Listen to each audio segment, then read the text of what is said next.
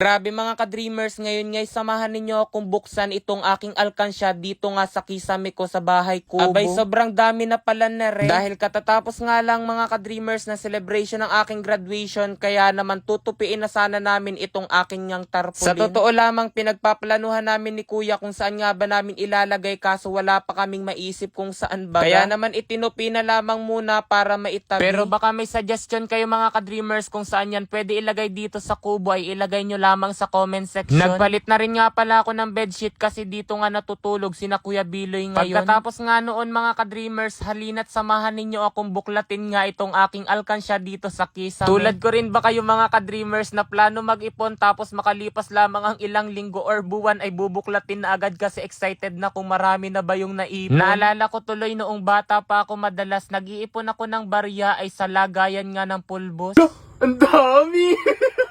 So yun mga ka-dreamers, bali ito nga pala, nagsimula ako mag-ipon dito simula noong ipinagawa ko itong kesame. Tapos napag-desisyonan ko nga na dahil wala pa akong may content, susubukan kong buksan itong aking alkansya dito nga sa kisame ko dito sa bago kong kubo.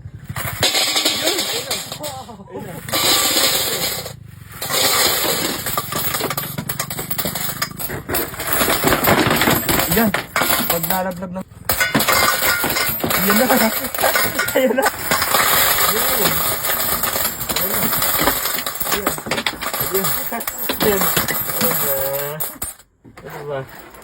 So ayan, napakarami.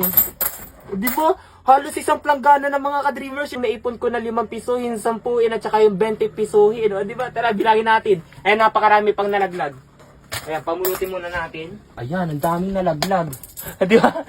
Grabe. Ito pa.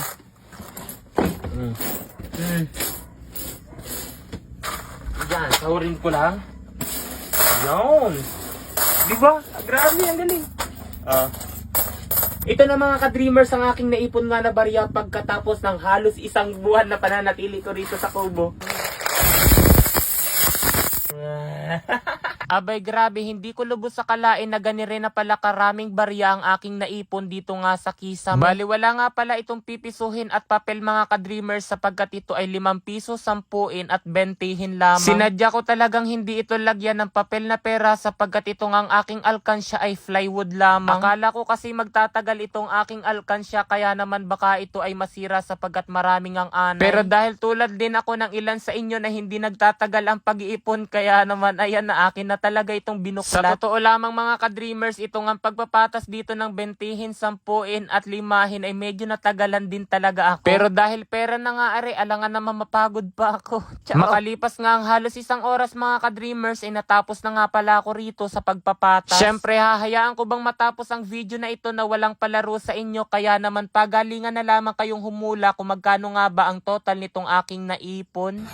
Oh, 49,500. I won 83,100. Ngayon mga ka-dreamers, tuturuan ko kayo kung paano kumita ng napakalaki rito kay PH Pasay. Nasa comment section lang ang link para mag-register at mag-deposit. Huwag nyo kalimutan mag-screenshot sapagkat mamimigay ako ngayon sa GCash. So yan, maglaro ako ngayon dito kay Super Ace. Play! Ito yung pinakamaganda, scatter agad sapagkat may 10 spins siya mga ka-dreamers. 400 na agad oh. O yan yung scatter na sinasabi ko. Napakaganda niyan dito kay PH Pasay. Play. 800 agad. Oh, 1, 2. 1, 2. 1, 2. 1, 2. 4,000. 2, 4. 1, 2. 2, 4. Oh, 49,500. 5,000, 10,000, 1,000. Grabe!